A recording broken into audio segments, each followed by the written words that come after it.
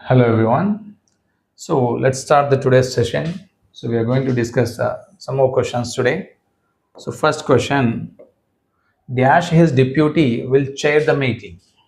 Choose the appropriate phrase to complete the sentence.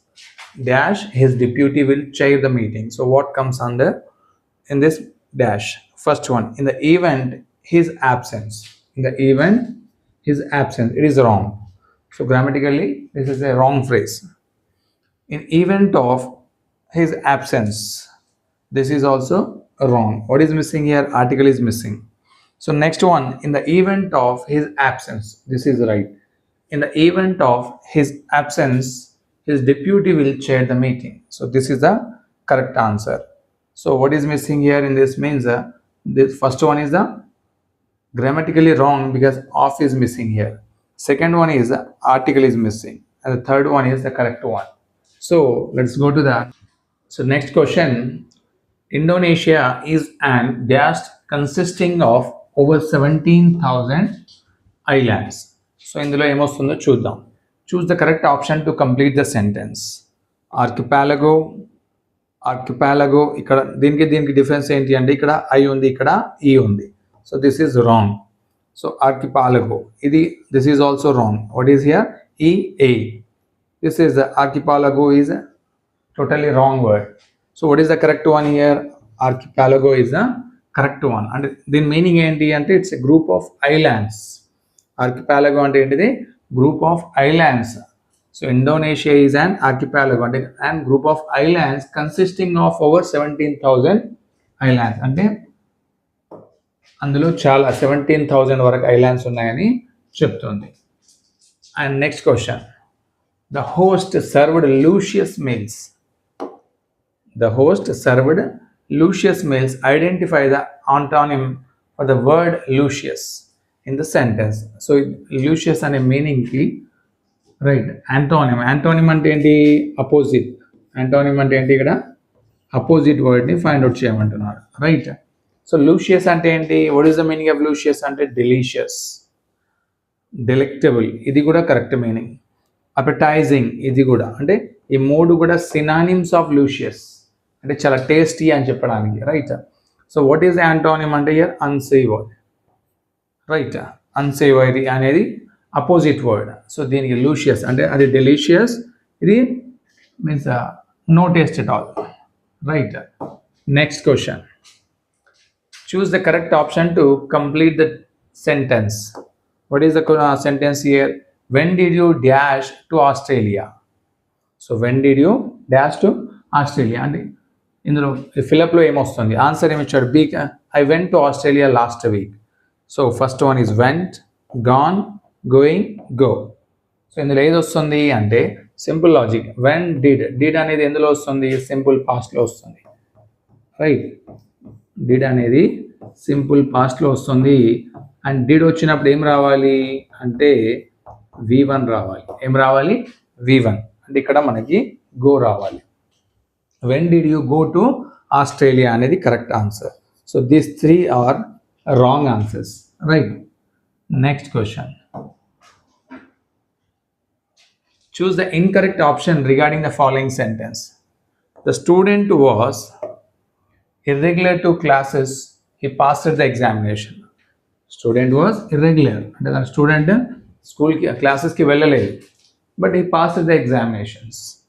So దీన్ని మనం అంటే ఇందులో 4 సెంటెన్స్లు ఇచ్చాడు, అందులో incorrect one we have to find incorrect అంటే ఏది తప్పు ఉందో ఫైండ్ అవుట్ చేయాలి. Though the student was irregular to classes, ఈ పాస్డ్ ద ఎగ్జామినేషన్. రైట్. ఇది కరెక్ట్ మీనింగ్ వస్తుంది. అంటే దో స్టూడెంట్ వాజ్ ఇర్రెగ్యులర్ టు క్లాసెస్కి ఇర్రెగ్యులర్ అయినప్పటికీ ఈ పాస్డ్ ద ఎగ్జామినేషన్ అది కరెక్ట్ మీనింగ్ వచ్చింది. The student was irregular to classes, yet he passed the examination.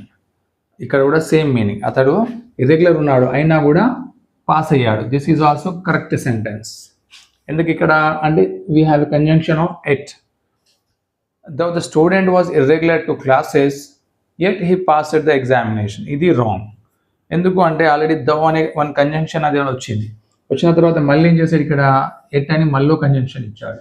So this is wrong. అదే fourth one కూడా చూద్దాం. In spite of his irregularity to classes the student passed the examination. So ఇది correct answer. ఇక్కడ ఏది incorrect అంటే third one is the incorrect. Remaining all correct answers, right? ఎందుకంటే conjunction అనేది ఒకటి ఇచ్చాడు.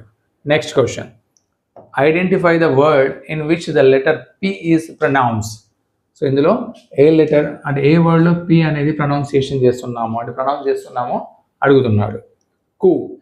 సో దీన్ని ఏమంటాం మనం? కు అంటాం. పి అనేది మనం ప్రొనౌన్స్ చేయము. ఇక్కడ రిసిట్. రిసిట్ అంటే ఏంటిది? ఇక్కడ పి అనేది దీన్ని కూడా మనం ప్రొనౌన్స్ చేయము. రిసిట్. రాస్బెర్రీ. ఇది రాస్బెర్రీ అనేది ఇక్కడ మనం పిని ప్రొనౌన్స్ చేస్తాం. Next one, acceptance. యాక్సెప్టాన్స్ అంటే ఇక్కడ మన పి ఇక్కడ కూడా సైలెంట్ అవుతుంది. సో ఎక్కడ మనం ప్రొనౌన్స్ చేస్తామంటే రాస్బెర్రీ అనే దాంట్లో మనం ప్రొనౌన్స్ చేస్తాం. So third one is the right one. So next question, identify the correct active voice sentence for the given sentence. The convict was sentence to imprisonment by the high court. So convict అనేది ఏమైంది ఇక్కడ? The convict was sentence to imprisonment by the high court. High court ఏం చేసింది? దోషికి sentence to imprisonment అనే punishment ఇచ్చింది, right? So దీన్ని మనం ఏం చేయాలి అంటే identify the correct active voice. ఎందుకంటే వాజ్ వచ్చి మళ్ళీ V3 వచ్చింది, రైట్? హెల్పింగ్. ఇక్కడ వాజ్ అనేది హెల్పింగ్ వర్బ్ ప్లస్ V3 వచ్చింది కాబట్టి ఇది ప్యాసివ్ వాయిస్లో ఉంది. దీన్ని మనం యాక్టివ్ వాయిస్లోకి మార్చాలి. ద హైకోర్ట్ ఫస్ట్ మనం ఏం చేయాలి? సబ్జెక్ట్ని తీసుకోవాలి, రైట్? ఆబ్జెక్ట్ని సబ్జెక్ట్గా మార్చుకోవాలి. Correct one. The high court to sentence the convict to imprisonment. The High Court sentenced the convict to imprisonment. It should be right. Next question. The High Court was sentenced the convict to imprisonment. This is a wrong one. The High Court has been sentenced the convict to imprisonment. This is also wrong one. The court had been sentenced the convict to imprisonment. This is wrong. Which is the right one? And the first one is the right one.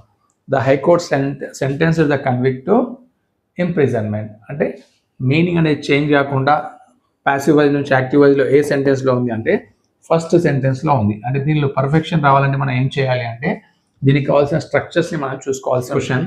Choose the correct option to complete the following sentence.